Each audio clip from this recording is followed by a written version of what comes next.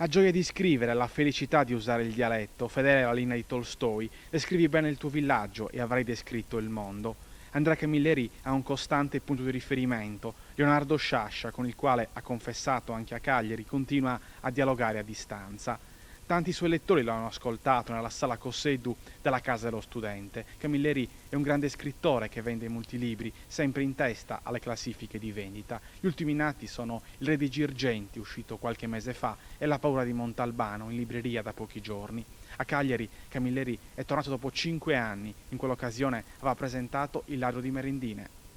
Mi piace trovarmi per la seconda volta qui a parlare dei miei libri, venire a Cagliari. In calendario avevo la Sardegna, in calendario ho entro l'anno la conoscenza con 3 anziani signori, posso dirlo perché sono tutte e 3 gli altri più anziani di me. Uno si chiama Andrea Zanzotto, l'altro si chiama Mario Rigoni Stern e l'altro è Luigi Meneghello. Ci incontreremo in una baita del nord e questo è un altro di quegli incontri che mi fanno veramente piacere. Lei ha spesso esaltato la felicità di usare il dialetto, che è la sua grande libertà, che poi è un elemento sostanziale della sua scrittura. Diciamo che è una felicità ma è anche una necessità, cioè a dire io non saprei scrivere diversamente da come scrivo e credo, dato che mi trovo in Sardegna, credo che neanche la buonanima di Sergio Azzeni sapesse scrivere in un modo diverso da come scriveva.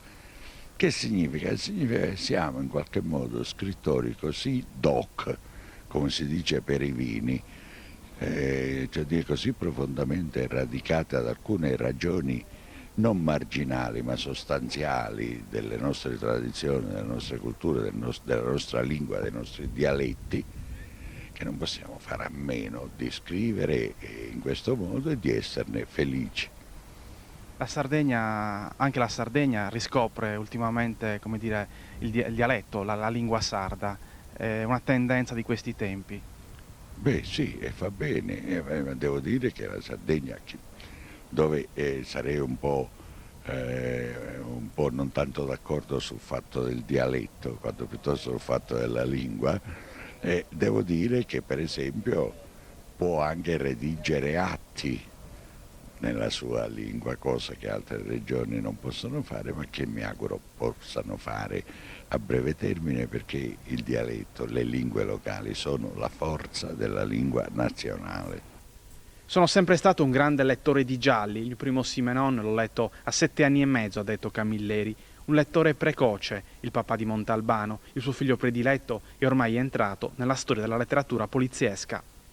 Sì, dicono che è entrato, ma lui preferisce piuttosto che vivere nel vago delle grandi figure, vivere concretamente a Vigata, fare qualche indagine fino a quando glielo permetteranno e continuare a mangiare bene fino a quando può, naturalmente. Un po' come Camilleri.